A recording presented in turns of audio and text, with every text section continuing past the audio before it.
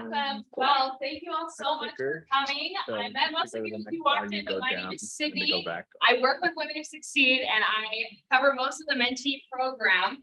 All the emails you get from Women Who Succeed were written by me, so I'm so sorry that you get so many of them. But this is the face that writes your emails, all right?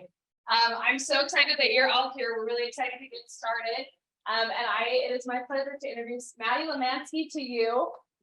She is going to be our first speaker for this breakout session, and she's going to be leading on breaking down beauty. She's had over 17 years of experience in fashion and production, and she's currently the Chief Operating Officer for ShePlace, which is a professional social media site specifically for women. And so we're super excited to have her. She's also one of our mentors this year. And we are so honored and so blessed that she's here to speak to us a little bit about just what goes into fashion and beauty and expectations for women and how we can thrive in these industries that we've been given. So everyone, please help me welcome Madi. We're so happy to have her, and we'll turn it over to her. Thank you. Thank you all so much for coming. I'm so excited to be here at the first annual, the inaugural conference for the Women Who Succeed. And I'm very excited to be a mentor for the first time this year. Oh, I'm glad you're okay. Great entrance. I will probably trip at some point, and so if you can all just give me a little bit of love, I'd really appreciate it. But as mentioned, my name is Madison Limansky. I'm the COO of ShePlace. We're a networking community that seeks to actualize a world where all women plus are valued, resourced, and thriving. We use women plus very intentionally to include all self-identifying women. That includes non-binary individuals, gender fluid individuals, trans women, and allies who support our values. So we're an inclusive community, and that's very important to us. So to get started, I just want to make sure I know what I'm doing with this. Okay, perfect. So similar to the last session, we're going to be using Slido because I have no interest in talking at you for the next 50 minutes. I would love for this to be a really interactive discussion about beauty. And so if you could start by just logging into Slido and familiarizing yourself again with the software, and just let me know in 1 or 2 words, how are you feeling? And you can be honest, this is anonymous. If you're like, I'm tired, I feel great, I'm excited. I'd love to just take a pulse of the room and see how everyone's feeling.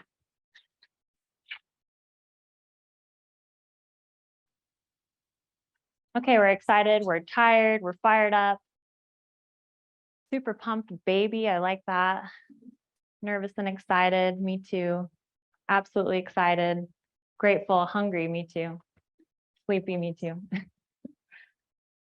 Feeling buff. I don't know who that is, but send me some of that energy. Okay, this is awesome. Thank you so much. It's just nice to see how everyone's doing. I'm doing well. I'm also a little tired, but very grateful to be here. And my goal really with this session is to just share a little bit about my experience in fashion and how I personally relate to beauty, and then really want to invite you all into a discussion and exploration about how you relate to beauty as well. Oh, I have the thing right here. That's so nice. Okay.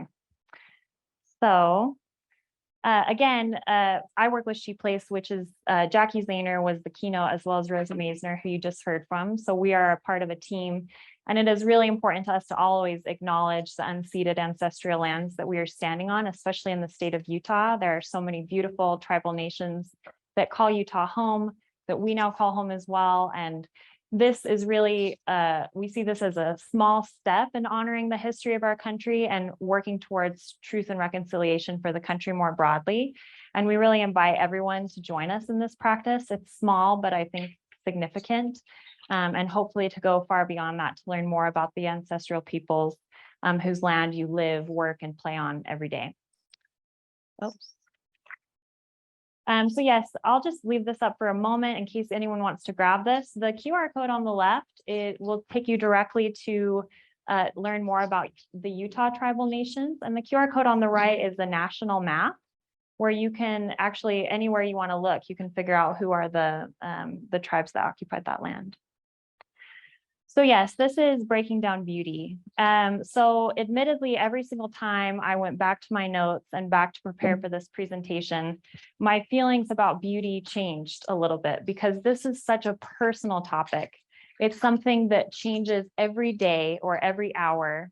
3 hours after I do my makeup, I look in the mirror. I feel differently than when I looked at myself 2 hours ago and I was a little bit more fresh. Or some days you may feel broken out and not feel good in your body. Some days you run faster than you've ran in a long time and you feel amazing. So this is not a stagnant relationship. This is something that you will engage in all the time throughout your life. And hopefully, in fact, my goal is to maybe invite you to think less about beauty than more, which is ironic after my long history in fashion. So let's hear from you a little bit. I want to know, what are some words or images that come up when you hear the word beauty? When you think about beauty, what do you see in your mind? What do you relate it to? How do you respond? Makeup, Eurocentric, judgment, models, magazine, physical attractiveness, natural self, celebrities, soul, smile, money, social media, Sadaya, amazing. Matter of opinion, attractive aesthetics, models, fake, confidence, makeup and curled hair, standards I have to keep, confident, outward appearance, standards, a should, society standards, trying to be perfect, fitness. Yeah, this is all super fascinating. Marilyn Monroe. Pain and lies. You lie to yourself by hiding your face. You hide your natural face to put on a mask. It's real. Yeah, this is important. This is how we present ourselves to the world. It's how, well, let me just go through some of my notes and some of my feelings around beauty. So when I think about beauty, broadly, I think about something that strikes me, something that makes me stop and take in something, whether it's a sound or a sight or a feeling in my body, something aesthetically pleasing that was mentioned in the responses here. Of course, when we talk about the beauty industry, we talk about hair, skin, nails, body products, makeup. And Webster defines beauty. Let's see what they say. As a combination of qualities such as shape, color, or form that pleases the aesthetic senses, especially the sight. I was struck by her beauty. Number 2, this one killed me. A beautiful woman. She was considered a great beauty in her youth. Like dagger to the stomach. I hate hearing that.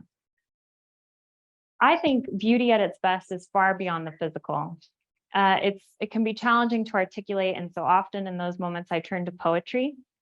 And there's a piece written by David White that I really love that says, beauty is an achieved state of both deep attention and self-forgetting. The self-forgetting of seeing, hearing, smelling, or touching that erases our separation, our distance, our fear of the other. Beauty invites us through entrancement to that fearful frontier between what we think makes us and what we think makes the world. Beauty is an achieved state of both deep attention and self-forgetting. I think that is so beautiful, and it's often so distant from how we relate to this topic of beauty. And so it's something that I would love to bring us back to as we explore how we might relate to beauty in our everyday lives and how we get dressed in the morning and put on our makeup and do our hair. But I think beauty can and should be something so much deeper than that. And so that's one hope I have from this conversation. I cannot figure this thing out. Okay, so beauty standards. This came up a lot in the polling. What are some beauty standards you've observed in your life, whether you buy into them or not, whether you think they're bull or you try to follow them? What are some beauty standards that you hear? Being skinny, common ones, skinny, perfect nose, I feel that, button nose, body, slim, tall, white, clear skin, long lashes, makeup, wearing makeup, perfect skin. God, the pressure, who can go through adolescence and have clear skin? It's impossible. And it's frustrating because these standards have been designed by a $511 billion industry, largely led by men, that thrives off of our insecurities. They actually profit by us not feeling secure in our bodies. So how can we reclaim beauty that's something that feels good from the inside out, not something that we want to feel good from people looking at the outside looking in? Eurocentric standards popular, body image has changed in media. I agree, big brands have become more inclusive. We're going to talk about that. Okay, awesome.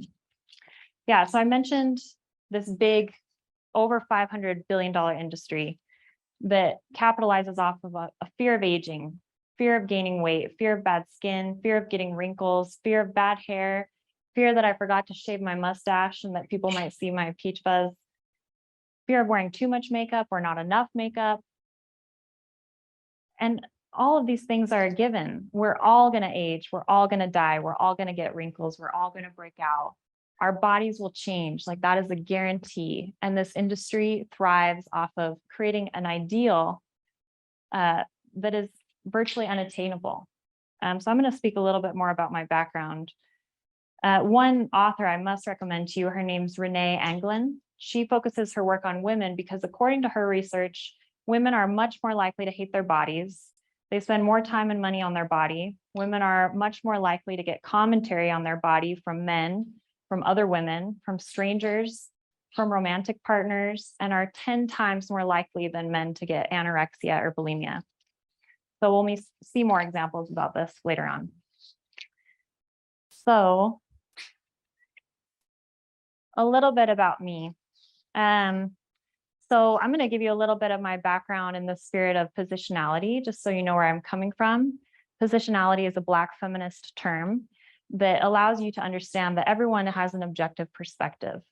Everyone has a unique perspective that is not objective.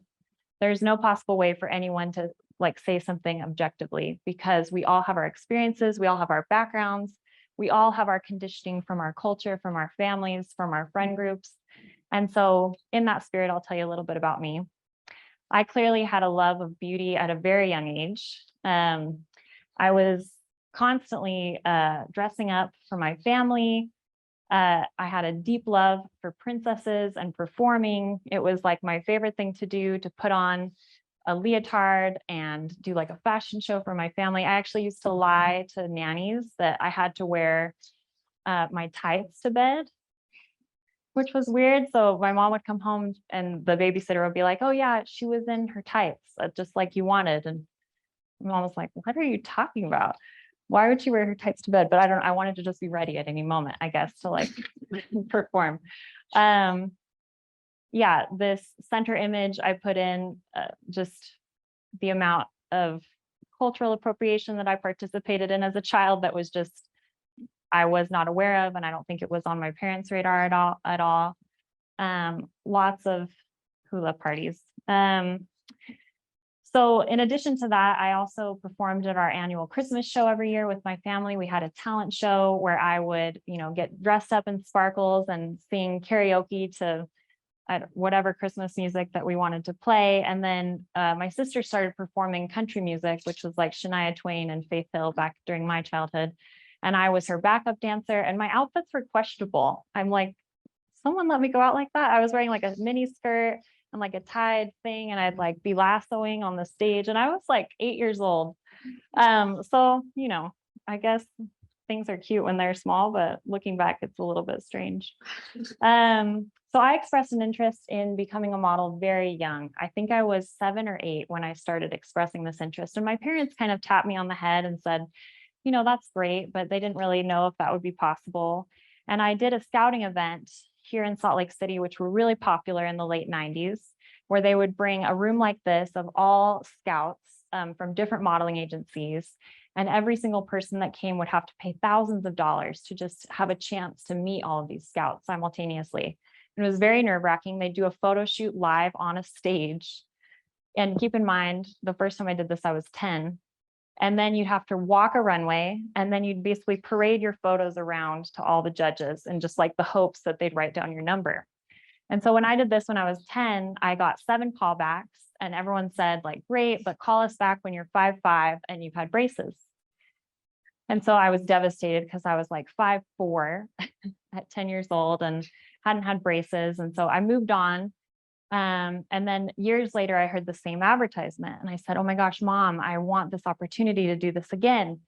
And she said, oh, we just can't afford it. There's no way. That was thousands of dollars and we're in a much different financial position. And I'm sorry, but you can't go. And so we went to the preliminary meeting to see if maybe they could give a discount for someone that was coming back. And looking back, it was kind of messed up. You had to like qualify to pay to go, which, you know, maybe they're protecting some people from spending money that would have just, you know, never come back to them. But so I go to the preliminary meeting where they basically say like, okay, yes, pay thousands of dollars and come, or no, sorry, you can't come. And so the person I met there, his name is Aaron. I'm still in contact with him today. He said he thought it was really important that I went, that he thought I had a great chance, and he comped my ticket to go, which was a huge opportunity for me because we wouldn't have been able to afford it. So I went to the event at 15. I had just gotten my braces off and I was about 5'10" at the time. And I did the same thing, you know, paraded my pictures around, and I got 27 callbacks out of the 30 agencies that were there. And it was a really life-changing moment for me. Like, felt like all my dreams had come true. They had everyone in the room stand and they said, if you got no callbacks, I'm sorry, go ahead and leave. And like half the people left. And they said, if you got 1 callback, sit down, and like half the room sat down. And then I was just standing there until I think the person after me had like 12 callbacks. So I was just standing there as they were counting and just bawling hysterically. And it was just clear that like, oh my gosh, I have a chance at this. And so Aaron came up to me. He's like, great job. You know, where do you want to be based? I was like, what does that even mean? And he's like, well, New York. And I was like, okay, yeah, you know, I don't know, New York, that sounds good. And so he took my paper and like crossed off all the bad agencies and said, okay, you need to go to New York. So modeling in reality was quite a bit different than I had dreamed it would be as a child. Daily life was not glamorous. When I moved to New York, I lived with 11 other girls in a 2-bedroom apartment. One of the bedrooms had 4 sets of bunk beds, the other had 2. And I would say the average age of the girls in the apartment was about 16, and I was 15 and the only American. And my mom came with me for the beginning to get me settled, but then she actually got deathly ill. She had a really bad gallbladder infection and had to fly home. And I feel so much guilt about this now, but I was elated. I was like, great, Mom, you go home. I got this. I'll stay here. And I was definitely living my best Sex in the City life at age 15, just feeling like the coolest person ever in my really crappy apartment with cockroaches and rats literally everywhere. And we had a chaperone. She was like the youngest booker at the agency, but she was always out later than we were. And I can't say she ever like really took care of us, but you know, the experience was a lot of auditioning. So every night around, you know, 7 p.m., I would get a fax, which dates me. I'm 33 now, but I'd get a fax from my booker with all of my castings the next day. And I usually had between 10 and 20 auditions I had to go to. And back then I had to sit down on my computer and I had to map quest, like, okay, how am I going to get from my apartment to the first one to the second one? And it seemed like I was always like going back and forth. I was like, why wouldn't they schedule all of the morning ones here? And anyway, so I pride myself on being a good navigator because that's all I did as a model, was navigate from one location to the other. But in terms of how I related to beauty throughout this experience, you know, you have about 30 seconds to sell yourself to a client. And I would often go to auditions and be sitting in a waiting room like this that was full of like 300 other models waiting for their turn. Sometimes you'd wait like 4 hours for your audition and you'd get to see the client for maybe 30 seconds. And I got a lot of feedback from clients and from my agency. You know, I put these pictures in here, you know, selectively, because when I was modeling, I weighed about 40 pounds less than I do now, which probably with the exception of this black and white image, maybe like 35. But I got so much flack for my size. I often would show up to auditions and there would only be a 00 pant and a size 8 shoe. And even back then I was probably a 2 or 4 size pant, and I've always been a 10 and now I'm an 11, which if I ever have children, I'm sure I'm going to have like massive feet. And I actually had an agency drop me once because of my shoe size, that they said, I needed to be an 8.5. I really wasn't going to be able to work all the shows at a size 10. And I was just devastated to be rejected for like something that was so out of my control. And so, while I was tall, blonde, thin, like fit the mold, I didn't quite fit the mold even still. And I think that's something I want to talk about, just because I've never heard more body dysmorphia or more depression about how people feel than I have in groups of models. And I think it's so much more exacerbated now because everyone is on social media. And in many ways, like we are all portraying like a personal brand, where selfie culture, I think, has exploded what I experienced as a girl and made it a lot more mainstream. And so I just care so much about how women feel in their bodies and how that affects their daily life. So not only did I have to lose weight, I cut my hair short, I left it long, it looked too out of date, too modern. But I was told that I needed to be a little bit more fun, that I was a little bit too proper. And that was such hard feedback, because not only did I not look right, but I had to like play this part of like a cool girl. Like I was going home and doing my homework at night. And like, how lame is that? I needed to be out in the club, mingling with clients, mingling with my bookers, and literally creating like a personal brand pre-Instagram. And so I started going out all the time. And I would say 5 nights a week I was going out. And this was directed from my agency to me, which is just mind-blowing. But here's a picture of me with a lot of this. The picture in my very low-cut green dress was in Paris. You might know some of these people. Martha Hunt is now a Victoria's Secret model, or since Victoria's Secret stopped doing fashion shows, she's stopped now. Anya is like one of the major supermodels. The girl right next to her is very thin. They're all very thin, is huge in Tel Aviv. My girlfriend Nargis in the pink dress, she's now like a Bollywood actress, like all these amazing girls. And we would go to nightclubs, and the culture around that is deeply disturbing to me, because essentially living in a model's apartment, we would get calls every night from PR individuals, and their job was to get a bunch of models to go to the nightclub. So they'd say, we'll feed you dinner, we'll take you out, and then you don't have to pay for anything all night. But what they would do is that they would seat us at the table with whatever high roller man was willing to pay for all of our dinners. So whoever the richest guy in the room was, basically, they'd get sat with 12 young women. And I can't tell you how often I saw people get drugged, people get taken home with someone that they didn't want to be with.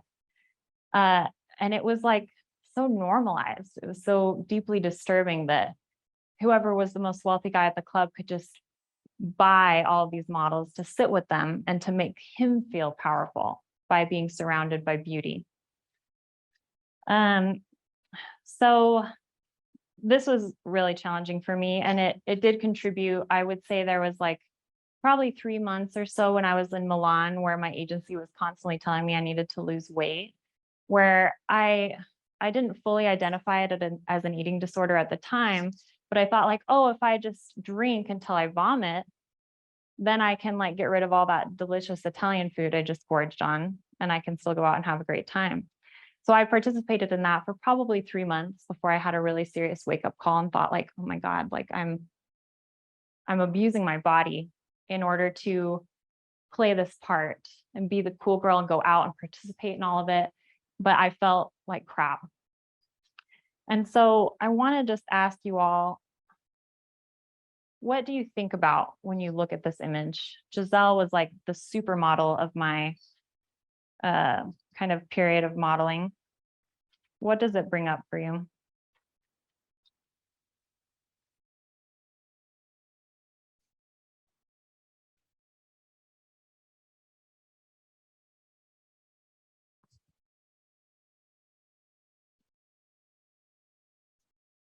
I don't know if it's just not working, or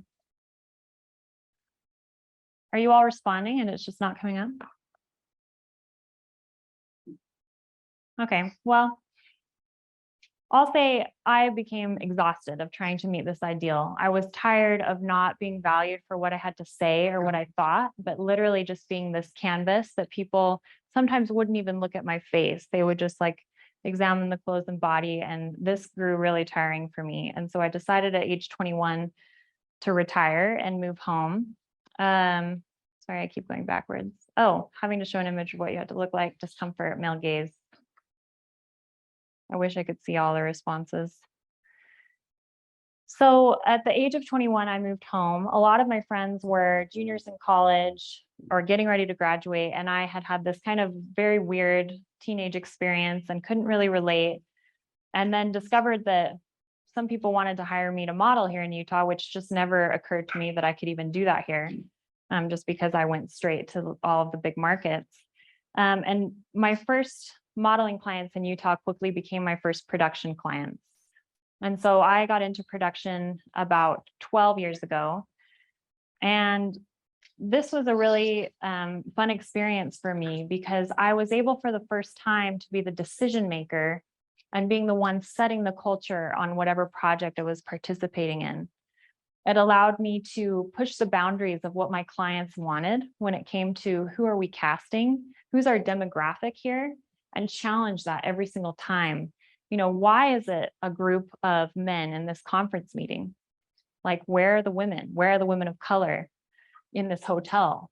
And to hear clients say things like, oh, that's not really our demographic, and be able to push back on that was so gratifying for me as a young producer.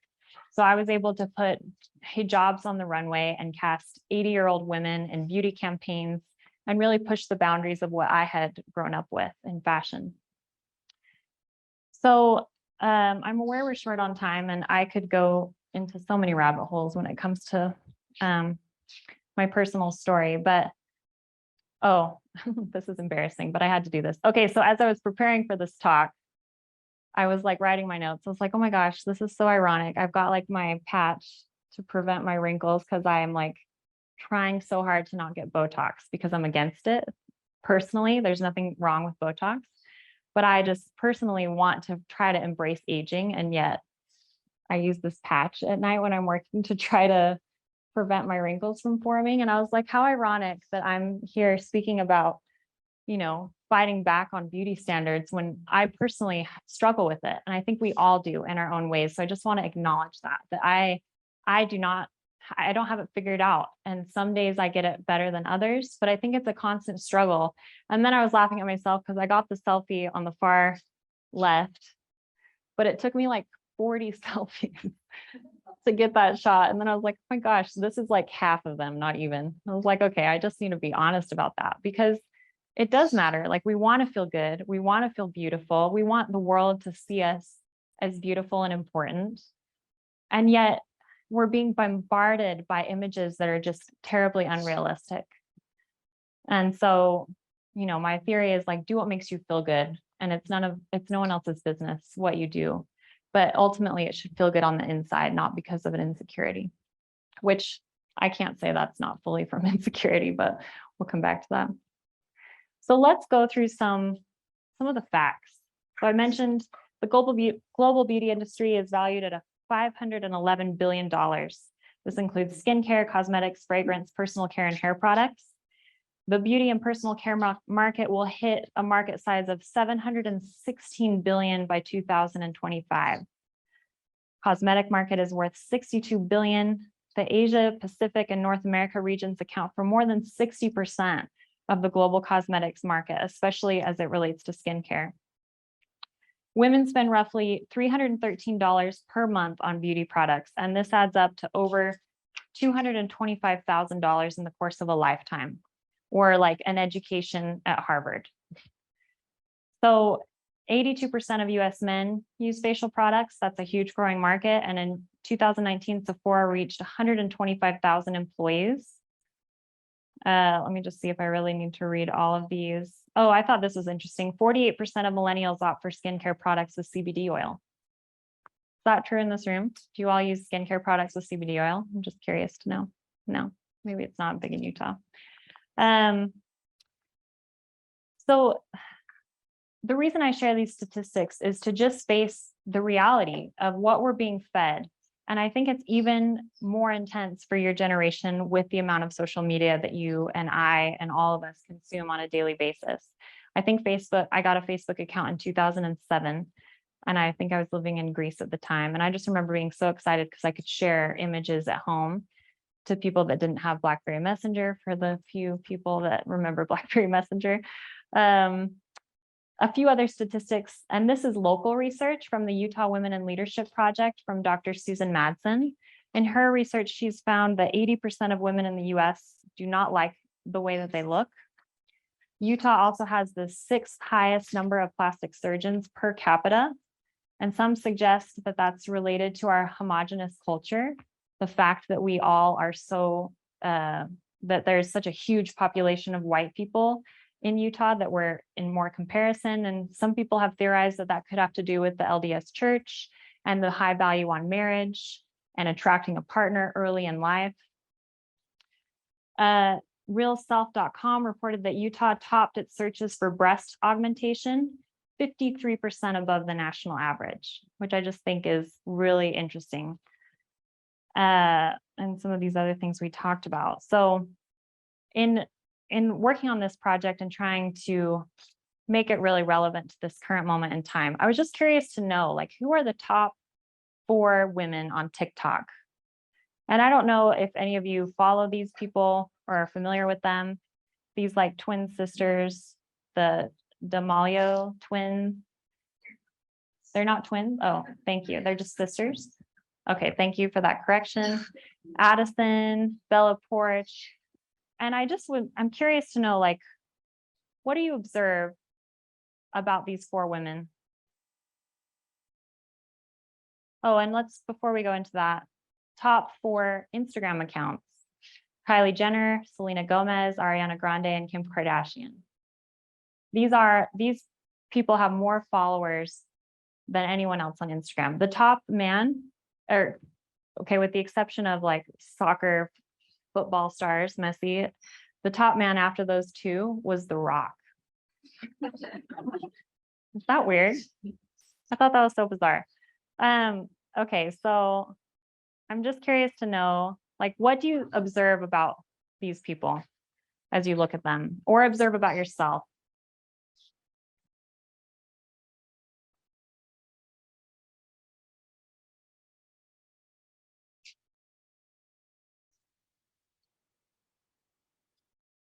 I'm just going to check the time. We lost a little bit of time. Okay, 7 minutes. They're gorgeous. They're beautiful. I'm skeptical. They show off their body for attention. Conventionally pretty, so beautiful. True beauty is authentic, pretty. They're desired. They fit all the standards. Dancers who wear more revealing clothes. I saw small waist, but curves in all the right places. Have money. Certain beauty. Cheers to you, whoever doesn't want to look like them ever. Fake, fake, fake. Staged pictures, yes, yes, yes. Companies taking advantage to sell their products. I read a stat that 95% of beauty companies have a strong social media presence. 95%. Like, they know how to target people to buy their products, and they know how to utilize influencers to get you to buy their products. And I know because I've been hired by brands to do that. Cakes on makeup, beauty standards, male gaze, money allows them to be pretty. Yeah, all valid. So I want to show you this disturbing video of this face changing app. I have no idea how to play this. Help, Leo, are you here? No. Let me see. Okay, yay. Okay, look at this woman. She's like loving this face changing app, and she's gonna like toggle between like on and off. So you'll see it now. But she's smoothing her skin. She's making her nose smaller. She's poofing her lips. She's like pulling back her eyes. She's making her eyes bigger. This is like catfishing 101. but she's loving it. She's like, oh my God, I look amazing. And I actually thought about doing it myself, but I've like made a promise to myself that I would never go on those apps. And so I didn't break that for you all today, but this was like enough for me to see. But this is an incredibly common tactic that's used by beauty influencers to sell you their products. So they'll take on, or they'll just do the face thing, and then they'll come online and they'll say like, oh, I already put on the makeup. Like, look, you can't even see my pores. Like, look how close, like my skin, it's so smooth and beautiful. And they've literally altered their face and they're lying to you. And it's making us deeply depressed. It's causing women to have higher rates of body dysmorphia than we've ever experienced in our history. And it's because we're ingesting these images constantly every day. And it's not just a matter of time. You know, I've set a timer on my Instagram and given myself 30 minutes a day. And that's like what I feel like is healthy for me. But I reach it at like 9 a.m., if I'm being honest, every day. It's like, oh, your time's up. Oh my gosh, it's 8:30. But it's not just the amount of time that you spend on the apps, but it is the content itself. And I think we all need to take more responsibility for creating content that's healthy for us, because you do have the power to curate your feed. You all know that, I'm sure, better than I do. That if you are constantly looking at images that make you feel bad about yourself, you can stop looking at those images. You can unfollow those accounts and start following things that are educational or inspirational or speak to your deepest values and passions, and move away from this industry. You know, someone mentioned that brands are doing better and showing more inclusivity, and I agree with you. I'm excited by that. I feel suspicious that it's another marketing ploy, because they know that most women don't look like these Victoria's Secret models. They're trying to reach their audience, and yet the top influencers on Instagram, the top influencers on TikTok are extremely thin. They do have like curves in all the right places. They wear corsets to like train their body to have that perfect hourglass shape. And so while I feel encouraged by brands like Savage Fenty, who are creating content that showcase, you know, people with physical disabilities, people with mental disabilities, people that are normal, I still don't think it's changing as rapidly as we need it to change for all of our mental well-being. Someone on my team made me aware of this brand, Brandy Melville. Have you all heard of this? They only sell clothes that are extra small or small. And they're one of the fastest growing clothing companies out there. That is the only size that they offer. And so while we do have brands like Savage Fenty, I think it's an exception, or I think it's a marketing tactic. And I think we all need to be very careful what we believe when it comes to the messages that brands are feeding us. Even this, you know, Dove campaign that got a lot of positive publicity, it's also been criticized widely because they removed all the shadows on these women's bodies, so that while they're more full figured, you can't really see the texture or their true curves. It's still very airbrushed. So why is this important? I mentioned this goes far beyond looking good. Our perceptions of beauty are deeply warped by the media that we consume, and we must be conscious of these effects. We can't write it off and say like, oh, like I can put a boundary up and it doesn't affect me. Like, no, like we are all human beings that are deeply affected by the images that we see. And this should be, again, how we feel in our bodies, and relating to our bodies as the vessel we have to experience the world. Like, this is the vehicle that I will drive to explore Egypt with my husband a couple weeks ago, which I'm so grateful I got to do. It is not something to be judged and looked at by other people. And yet so much of our mind space is taken up with how people will observe us. And there's a theory called self-objectification theory, where you just track how much time you're spending evaluating yourself. And it can be a powerful and kind of a scary practice. In the last, I don't know, 10 or 11 years, I really adopted a lot of meditation practices. And it's not so much like clear your mind and be peaceful, but it's pay attention to what's going on in your mind. Like, just track it for a while. And if I invite you to do that, maybe even as you're looking in the mirror, but like track how you're talking to yourself, because it really matters.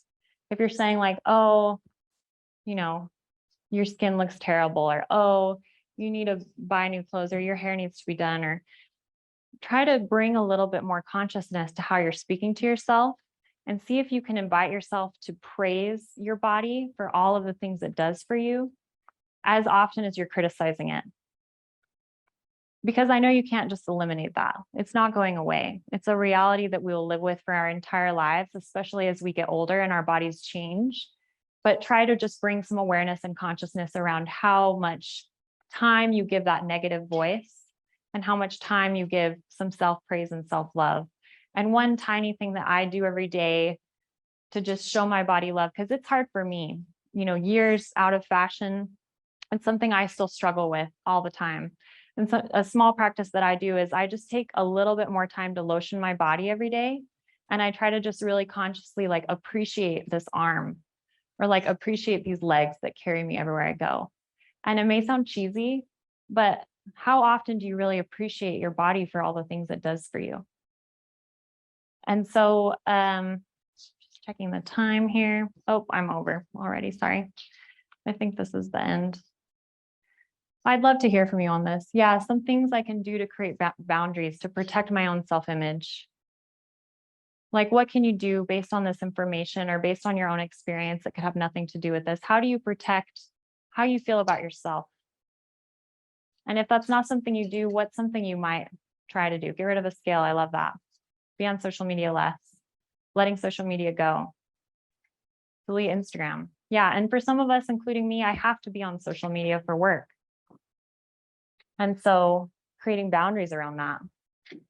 Monitor who I follow, be open about my struggle, compliment myself every day, positive self-talk. Yeah, this is all really good. Stop comparing. Yeah, hype myself up in the mirror. Has anyone seen Insecure? No? Oh, bummer. It's amazing. She like raps to herself in the mirror to pump herself up. Stop comparing. Yeah. Okay, that's awesome. I'm gonna let you go if I can figure out the right way. Yeah, just again, like the harm caused by this industry, sexual dysfunction. If you don't feel good in your body, you're not going to have a healthy sexual relationship. Self-harm tendencies, body dysmorphia, eating disorders. These are all real and common, and we need to talk about them, because it's more common in Utah than most places in the country. Oh my gosh, I do not know what is the right way here.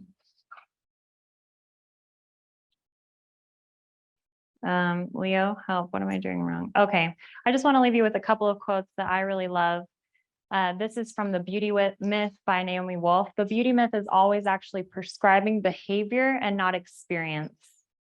So what is the media you're ingesting? How is it telling you to behave? And then this is from Marion Woodman, Addiction to Perfection. Tell the image makers and magazine sellers and plastic surgeons that you are not afraid, that what you fear the most is the death of imagination and originality and metaphor and passion. Then be bold and love your body. Stop fixing it because it was never broken. I don't know how to do this, apparently. That's it. Thank you for coming. And if you want to stay in touch, this QR code on the left will literally put my contact in your phone for you. If you want to reach out and talk about anything in confidence, please reach out to me. And then again, our community is hosted on Mighty Networks. If you have any interest in joining, it's an online professional group.